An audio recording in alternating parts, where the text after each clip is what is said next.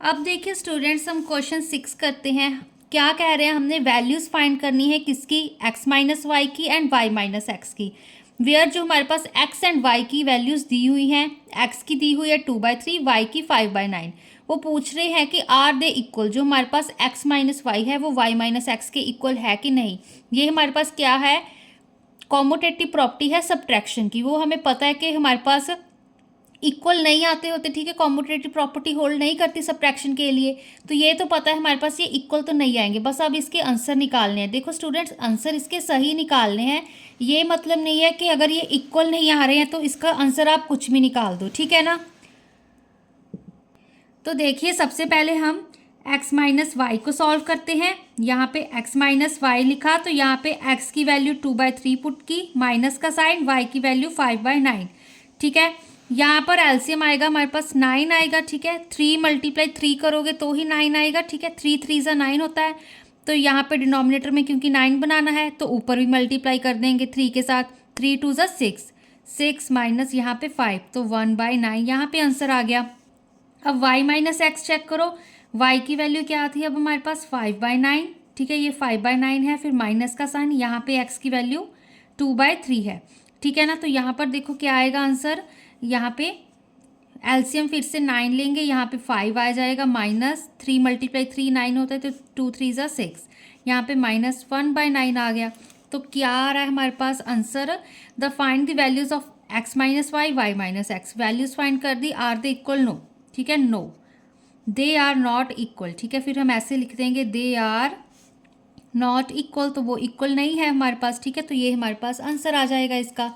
अब देखो, अब हम नेक्स्ट क्वेश्चन करते हैं, ये एसोसिएटिव प्रॉपर्टी। अब क्योंकि देखो सब्ट्रैक्शन की यहाँ पे सिंबल दिख रहे हैं तो मतलब ये भी सेटिस्फाई नहीं करेगी, बट हम इसको आंसर तो निकालना है। अब x की वैल्यू 1/10, y की -3/5, z की 7/20, ये दी हुई है वैल्यूज। इसको हम सॉल्व करके देखते हैं, ठीक है। देखो सबसे पहले x माइनस वाई ब्रैकेट, फिर माइनस ऑफ z, ये चीज़ को सॉल्व करेंगे। x की ब्रैकेट लगाई, x की वैल्यू 1/10 पुट करी, माइनस y की वैल्यू -3/5 पुट करी, ठीक है। यहाँ पे ब्रैकेट लगानी है, लगा सकते हो। फिर से ब्रैकेट क्लोज, फिर ये माइनस, z की वैल्यू 7/20 आ गई, ठीक है ना। अब देखो यहाँ पर, अब हम पहले तो माइनस माइनस प्लस हो गया, यहाँ पर देखो 1/10, ठीक है। फिर माइनस, यहाँ पे माइनस माइनस प्लस कर दिया, 3/5 आ गई, ठीक है। फिर माइनस ऑफ 7/20। अब देखो यहाँ पे एलसीएम ले लेते हैं। एलसीएम कितना, यहाँ पे वैसे 5 2 ज़ा 10 होता है, तो यहाँ पे 10 आएगा, प्लस 5 × 2 करेंगे, ठीक है।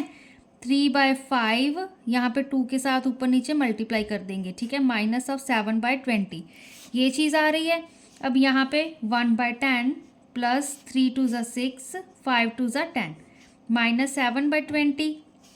फिर से अब देखो कॉमन डिनोमिनेटर हो गया, तो यहाँ पे 10, यहाँ पे न्यूमरेटर्स को ऐड कर दो, 1 + 6 माइनस 7/20।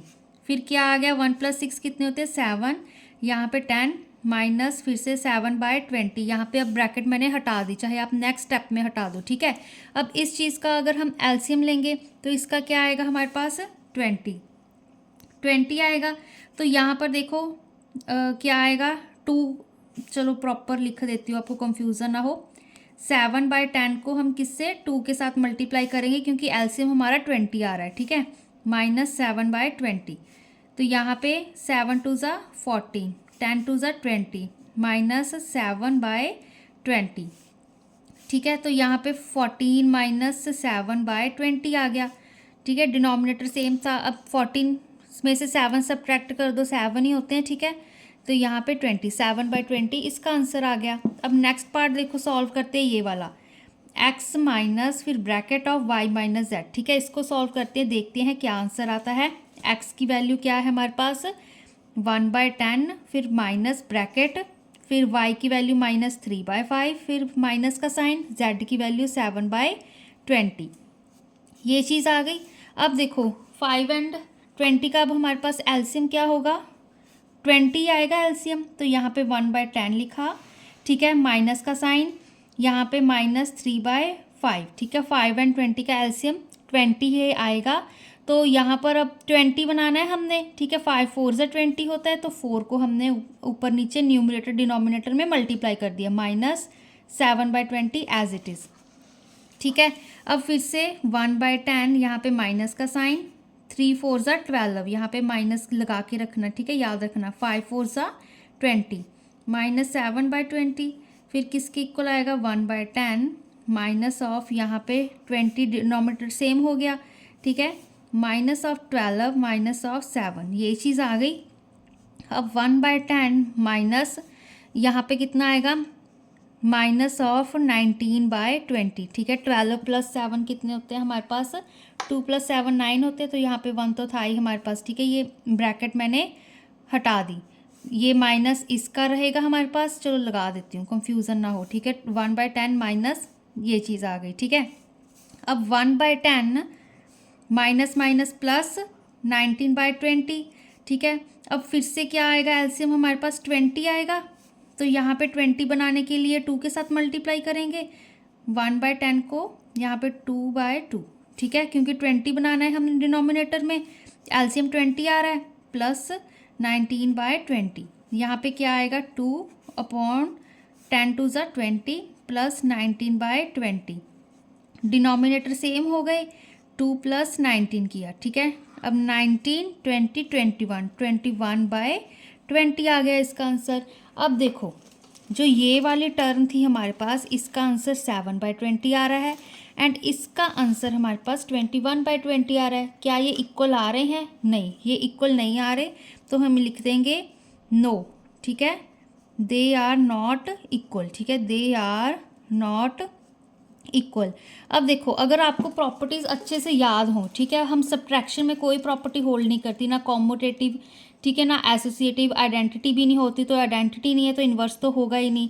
अगर वो आपको पता है तो इसका आपको पहले से ही आंसर पता होगा कि ये भी इक्वल नहीं आ रहा है। अगर वो पूछ रहे हैं ये भी इक्वल नहीं आ रहा है, बस क्या आंसर, सिर्फ आंसर ही निकालना है आपने। ठीक है, वो भी आपको पता है कि सेम नहीं आएंगे। कॉम्यूटेटिव में भी बस क्या फ़र्क होगा, आंसर आपको सारे सेम आएंगे। ठीक है, x - y के y - x के सिर्फ माइनस का फ़र्क होगा। ठीक है, तो प्रॉपर्टीज़ अगर आपको अच्छे से याद हैं, एडिशन में क्या है, मल्टीप्लिकेशन में, सब्ट्रैक्शन में क्या चीज़ है, उसको अच्छे से याद रखो, क्वेश्चंस ऑटोमेटिकली सॉल्व हो जाएंगे। ठीक है, ईजी हैं, अच्छे से एक एक स्टेप ओपन करके करोगे तो सारे आपको कभी आपका आंसर कोई गलत नहीं होगा। तो नेक्स्ट वीडियो में हम सिंप्लीफाई वाले क्वेश्चन करेंगे।